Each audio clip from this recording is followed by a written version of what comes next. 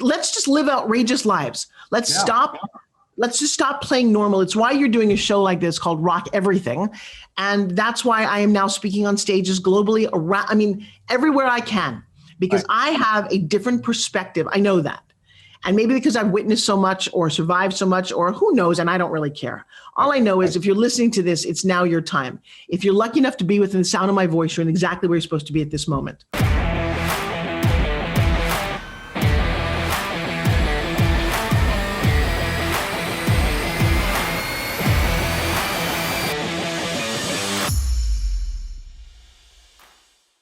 So welcome to Rock Your Money, Rock Your Life. Forbes Riley is my special guest. And I'll tell you what, if there's anybody that has rocked money and certainly brought a lot of value in the marketplace, it is Forbes. Welcome to the podcast. Hello, my friend. Nice to see you. Last time I saw you, I was sitting across a dinner table with you. I like this, though. This is good. Yeah, I know. And you have just come back from 8 weeks out of town. You've got, I'm sure, some new distinctions.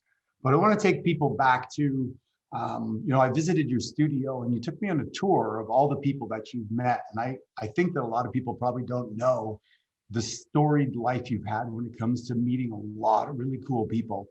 And I did a little talk this morning on, are you bold or are you timid? When we went to dinner, you spoke to basically everybody in the vicinity because you have that bold character, right? You meet people and that's paid off in dividends for you in your life. So let's talk about a little bit where that came from and take us on a bit of a journey from, where you are today and some of the eclectic people you've spent time with. Okay, that's a very interestingly complicated question. Well, and the most important person I know right now is you, Mr. Rock Thomas. And then, of course, next week, I guess we get to rock a stage with Deepak Chopra, Les Brown, Jack Canfield. I rocked the stage with Tony Robbins, Gary Vee. I haven't done Oprah. She's the only one I have not met yet. It's on my list. I'm gunning for you, my girl. I grew up as an ugly little awkward girl on Long Island. I had a broken nose. I got hit with a baseball bat when I was a kid. So for about 8 years, I had an odd shaped nose and I had a very weird palate. And so I had braces for 8 years and a tongue obstruction for 2 years. So I didn't actually talk at all. I wasn't timid. I was always like this, but I was stuck in a shell that would not allow me to express myself. And I think that's one of the impetuses. I believe that life happens for you, not to you. And so I take everything good, bad, and indifferent, and I elevate that to be, how does it work for me? I did not have, and the other thing that was interesting about me is that I didn't grow up with any friends. Because I was so awkwardly looking and I was very smart in school, I was the kid that nobody noticed in the very, very back. But in my head, I wanted to be the cute, pretty one, the popular one. I can even remember the name of the two cutest girls in my grade. They were in first grade, Bonnie Garrett and Susan Warshak. It was frustrating as all get out. They were really tiny and I was overweight and I was frizzy hair and it was just like, oh my God. What? Oh, no, that's my whole story is about fitness and weight because my mom was 260 pounds my whole life. And you've never seen photos of me. I have to share something with you because it was a very painful childhood. And then my dad, when I was 14 years old, got his hand caught in a printing press and he ripped off the whole front of his hand, spent 3 years, let's get this right, my high school, in a hospital bed. He had 15 different operations. And this crazy journey of this ugly, awkward caterpillar turning into a butterfly is exactly my story. Because when it came time to graduate, my mom said, we've depleted all of our savings. You have no scholarships. We can't get you to college. And that's all that I wanted to do as a smart kid. It's like, this really sucks. And she turned to me and said, well, there's this pageant. And I'm like, Mom, she's like, yeah, I know. I'm like, really? Let's all confirm how ugly I am. And it was the Miss Teenage America pageant on NBC with Bob Hope. Now, this is the beginning of my philosophy, Rock. The dream it, believe it, and achieve it. So dreaming it is you think about something a lot. So the believe part is you talk about it with people, and then the achieve is you actually structurally go get it. Well, when you start talking your dreams out loud, and this goes for everybody listening, however weird they are, that's the only way for other people to know what you're up to. And you'd be surprised how the other people and the universe conspire to make your dreams come true. And if you've never experienced this, that's really sad because odds are you don't believe in it, right? Well, here's my thought. I don't believe in gravity. Doesn't much matter. It works whether I believe in it or not. Manifesting works whether you choose to believe in it or not. I would come hang out with me because I've led a magnificently crazy life. You talk about all the people that I've met. At 16, I'm on TV with Bob Hope on NBC, and I'm standing right over his shoulder the entire broadcast. And I've gone on to meet everybody from Kim Kardashian to Bill Clinton to you name them, I know them. And I've worked with them on infomercials. like George Foreman and Billy Mays and Anthony Sullivan and Tony Little. I can go down the list, right? So, but there I am, this very first time, and my dad's doctor overheard this conversation. And he said to my mom, we can fix her nose. Like, it was oddly broken and couldn't breathe right. And so he fixed my nose and the braces came off. And all of a sudden, I went from a very physically awkward looking girl to somebody who was kind of cute. And I don't think I knew how cute I was, but I do know I didn't have braces. I'm like this. Farrah Fawcett had just come out like, see guys, I have a smile, I can smile. And it's when you can't smile for 8 years, it's like, wow. And so now I look a little cute. We had no money. I borrowed a hand-me-down bridesmaid's dress. And I walked into this first meeting. There were 500 girls in this big auditorium. And I'm holding my dad's good hand. And I actually said, one of these girls is going to be on TV with Bob Hope. It's going to be me. Now, that's only a good story because 3 weeks later, after lots of auditions and tap dancing and doing all the crazy things, it turned out to be me. And I have a picture of me standing in the mall, winning this as they announced my name. But I also have the moment before. And if you've ever watched a race, like a bunch of people running, like Olympic race, they always scan their faces. I'm going to tell you something. Do this next time you see this. You can almost tell by the person's expression who's already won the race. And then you watch them run it. So I always believe, my dad was a magician and I grew up doing magic tricks, that you have to begin with the end in mind. I wanted something very clearly and I had a really good why, and then I won. So all I can tell you is that was the first time it actually worked. And then I've done that over and over and over again. And I've got the most, I don't even know what the word timid means. That's a ridiculous word. And people go, Forbes, you're a little out of the box. You know what I say, Rock? I don't even know where the box is. Yeah, I would agree with that.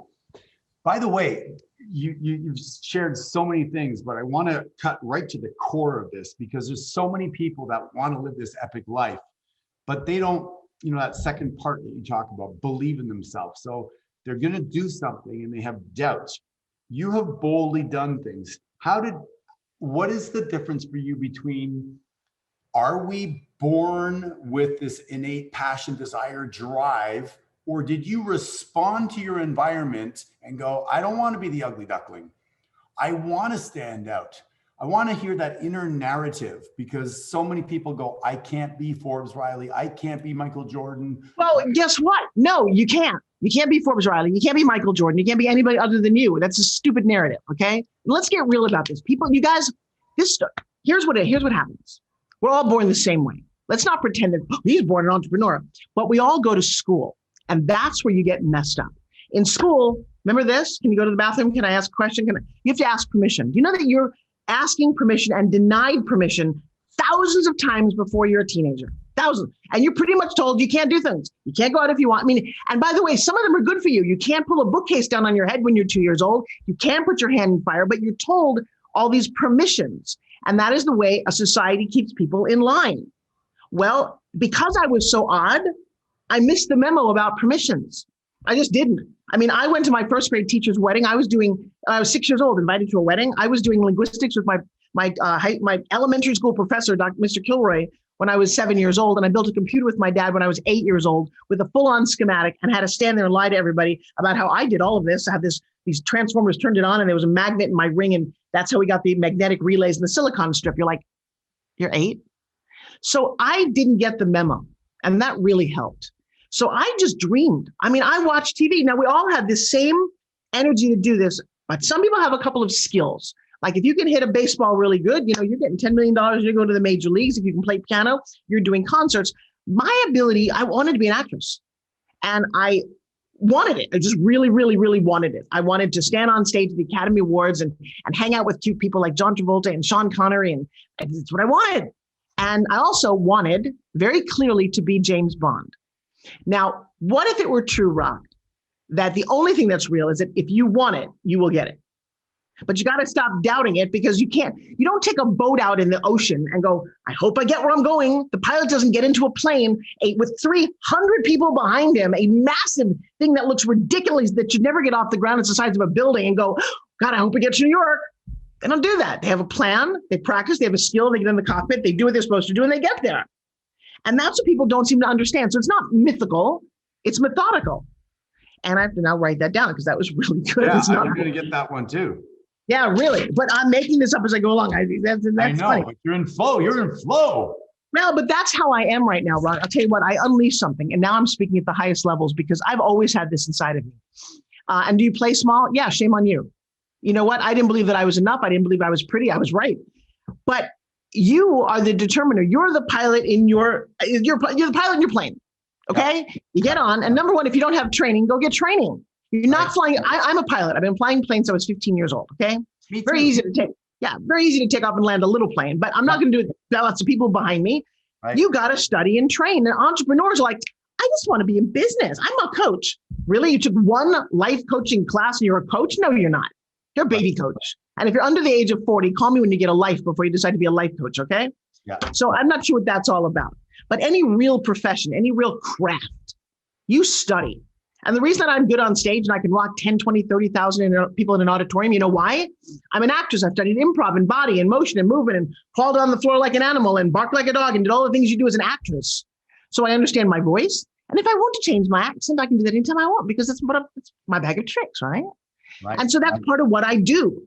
So you get people going, I want to be a speaker. Well, okay, what have you done? I took a speaking class. Well, okay, that's not really it. Right. And they used to talk about 10,000 hours make you an expert.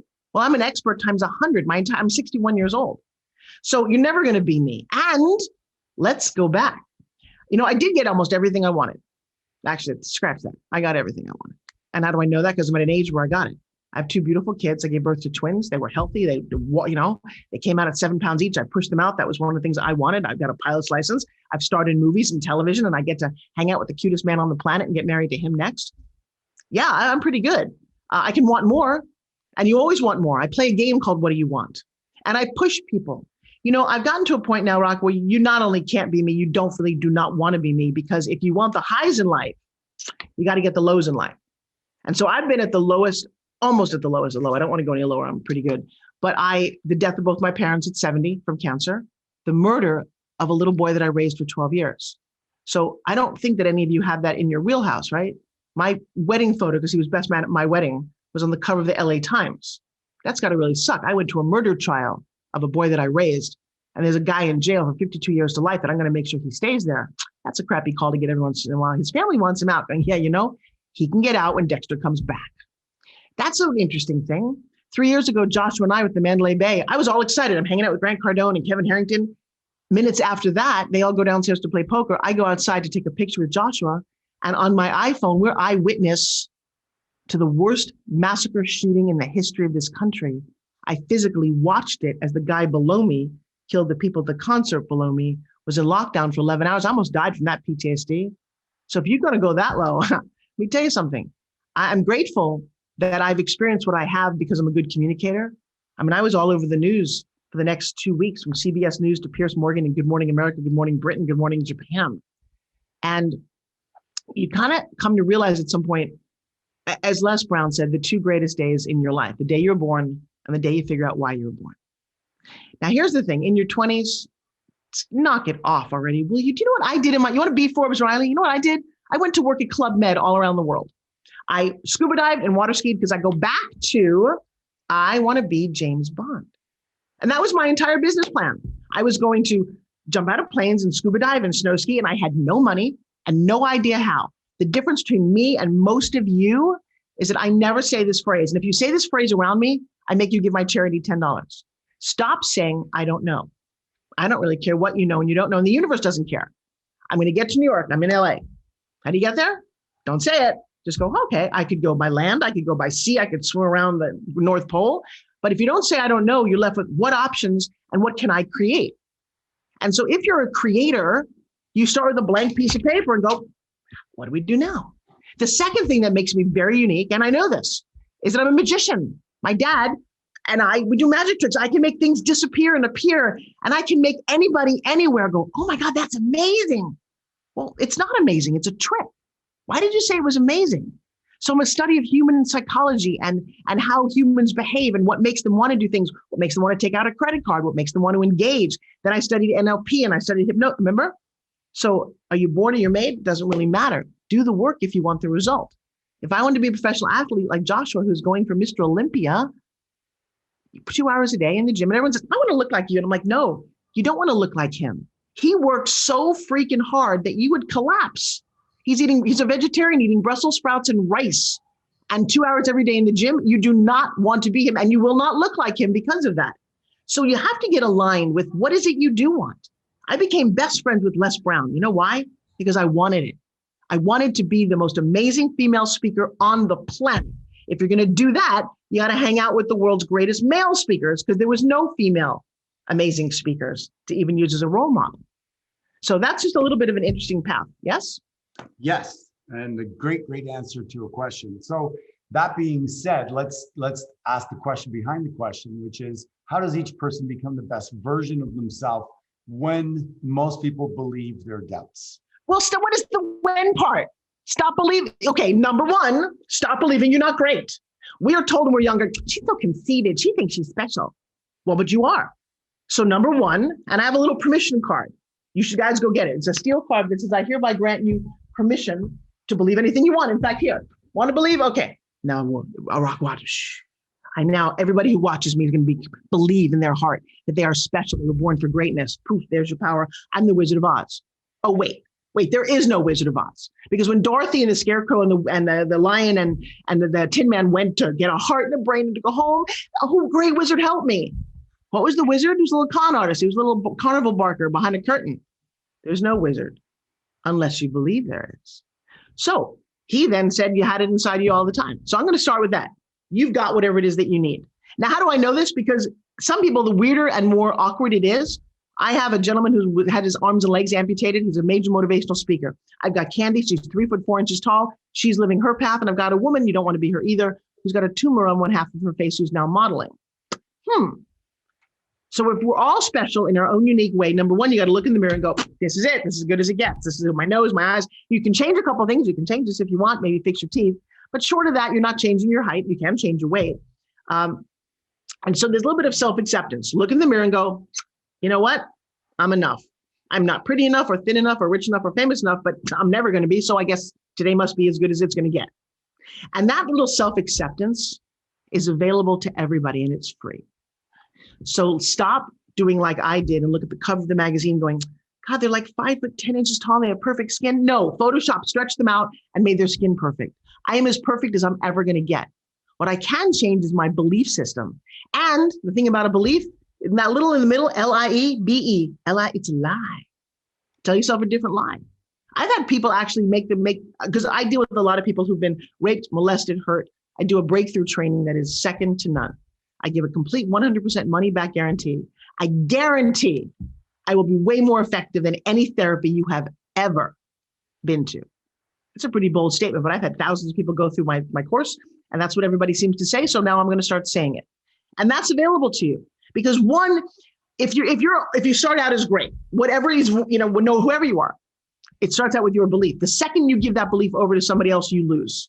So if you want to cheerlead like me going, you're great, you're great. Now the next thing is you got to look in your closet. You can't lie about who you really are and how you feel about yourself. You can't be Forbes Riley right now and go, I feel amazingly fantastic. I haven't always felt this way, but you can look in my closet and I cleaned out all the skeletons. See, I was not this person yesterday. Maybe I was, but like I said, I'm 61 years old. First 30, 40 years of my life, I was like most people, not thinking I was enough or who am I or blah, blah, blah, blah, all that other bullshit. But then I did something one day. See, I like to be very neat, but I'm not. So my parents would come over to my apartment. I would put all this stuff in the closet and I'd close the door and the house looked great. And then come over again and I have to do the same thing. And then I would forget it was there and I just stuff the closet full of stuff. This is your emotional bullshit meter. You keep stuffing it back and going, oh, no one's going to see that, that I was raped and I have no self-esteem or I don't want to do this or I failed school, whatever it is you keep putting back there, it shows up on your face and you don't realize it, right? And I know this because in breakthrough training, you literally go, people's faces change. They look younger, thinner, fitter, happier. It's the craziest thing. So this theory is no longer theory. I've proved this over and over again. So my advice to you, whether it's with me or anyone else, is turn around and go, I'm going to clean out that closet. That emotional closet, that time that husband, that narcissistic man told me that I'm going to clean all that out. And if you have to, I have techniques. I literally have a technique where you can completely change your mother, your father, because your brain, and Mark, this is important to know, memories aren't real. You and I both remember having dinner together, but we had a very different experience of that same moment, right? I mean, I can remember getting up and doing a little SpinGym with one of the guys nearby, and you can remember however you interpreted all that, but neither one of them are right. It's just your interpretation of it. And then when you're in a heated moment, like when you were younger and somebody put you down and you look fat in that, and for the rest of your life, like, I look fat in whatever it is I'm wearing, you keep that. And so one of the things that I do is you fire up these neurons in your head and you can clean them out and you feel better. And it's a very specific technique. Okay, so if you do that and at least start from a clean slate, then you have work to do. Then you get to ask yourself, what do you want? So, and Rock and I play this game all the time. Play with me for a second. What do you want? I want to be able to travel again because COVID's locked things down. Well, that's not true. I just spent 8 weeks in Costa Rica going to Dubai. So that's a limiting belief. It hasn't locked it down unless you believe it has. Trust me on this one. I've been traveling since day one. I know that's weird, but because everyone else believed it, you're like, how's that possible? I know it doesn't matter. I am. Okay. It's my second trip to Costa Rica. Okay. And my kids went to El Salvador to go surfing, my 18-year-old. So it's not locked down. Interesting. What do you want? Well, there is lockdown in Canada, but that's another conversation. I know. Okay. What do I want? I want to impact, let's say, more people that are suffering from low self-esteem. That's the biggest problem, what you just said. Everybody listen to this really carefully. If you vaguely tell the universe what you want, it's like telling Grubhub that you're hungry. Hey, man, what do you want? I just want some food. I'm hungry. Yeah, what do you want? Well, I don't want a hamburger. That's nice. What do you want? I don't want Chinese. That's what you're telling the universe. You actually said the word more. I don't know what more means. Hey, Rock, you want more money? Do you? So be specific. I get it. Here's $1. Now you have more money, but that's not what you wanted. Tony Robbins, I get it. You know what? And I guess that it's nice that Tony's gotten to that stage, but the truth is specificity wins. Why would you want to play small ever? What do you want? Because people are afraid of failure. No, but bullshit. You know what? What is being afraid? Really? I'm afraid I'm smacking myself in the face. I'm afraid of snakes. Afraid of failure? Dude, the best lessons I've ever gotten were when I failed. I jump off cliffs. I did that yesterday. I actually jumped off a cliff. I hopefully had the right harnesses and everything and a little exciting, but I was not afraid because the guys seem to know what they're doing. And then I ziplined head first right over Costa Rica. What are you afraid of? Were you not afraid, or did you overcome your fear? Not afraid at all. Afraid of what? Afraid of what? So you had zero fear. You had zero fear. I had zero fear. Fear was not even like why did you do it then? Oh, because have you ever flown headfirst at 100 miles an hour? You feel like Superman. I mean, literally, I at no point do I go, oh my God, I'm like 500 feet over the ground. If it breaks, I'm going to die. I'm like, this is what a bird feels like. It's what an eagle feels like. And I'm videotaping and I'm going, there was absolutely, now that you ask me, zero freaking fear at all. I kissed a cheetah in the wild. Okay. I literally have a picture. Now, this is one of those where you're like, Forbes, this was weird. I was traveling in Africa. A friend of mine has a giant game reserve, and she said, yeah, go out with my guard, the guy with a gun, and I've got some cheetahs out there, and blah, blah, blah. And we get to the very top of this hill, and we walk into this cage, and there's 2 cheetahs there. And the guy doesn't speak English, he only speaks Swahili. Now, this is a weird moment. They looked amazing. I don't know the last time they ate. And I had my camera on my neck, and my ex-husband had his little camera with us, and I went over 2 cheetahs. Like, if you want to be attacked, and I went over and I petted the cheetah, and I had a moment with the cheetah. And then you see a picture of the other one behind me. And there was a moment where the cat swiped my camera, like just kind of played. And I was like, oh, I should, you're I'm going to leave now because I don't know quite why I just did that. So no, I don't have fear of that. I get excited by things. But so actually, Rock, play with me for a second because your audience is you at the moment. What is fear? Well, for me, fear is an illusion because it all happens in the future. So, okay, so but you keep talking about what you don't want to have happen. Well, why? I don't have enough time in my brain to do that. I'm too busy thinking of other thoughts. Yeah, well, you've trained yourself that way. Most people haven't. Why not? What's worry? But I have no idea. What are you worried about? No. Live in the present. Live now. Right. But it seems like you've talked to a lot of very negative people. They should come to my training. There's a lot of negative people out there, Forbes, as you know, about 85% of the population live 85% of the time in a negative conversation. Well, I don't know. You know what? An 85% and 100% of the time I avoid the 85%. Well, then you I must don't have any patience. I don't have any patience for it. I got to tell you, you know what? I'm going to take you down a journey. You want to talk about craziness and how bold and outrageous? And the truth is, I've always been this way. The world just didn't know me. For 18 years, I played a little smaller because I had 2 children to raise, and I have visions, and I just have visions. I have an idea of what I want to do, and I go do it. Attack the plan and plan the attack. One, I've lived my life a lot like James Bond because I said so. I mean, I got a URL pass and I started my first movie called Splatter University many years ago in my 20s. I got a backpack and my camera. I said to my mom, I've got a book here called Europe on $20 a day. I want to see every place, tear out the pages, and come home when I have the cover. Most people go on a week's vacation. I was going on an adventure. And my mom said, why are you doing that? I said, because I have a vision when I'm 83 years old, Mom, that I'm going to be talking to all these kids and grandkids about the most amazing life ever. And right now I have nothing to talk about.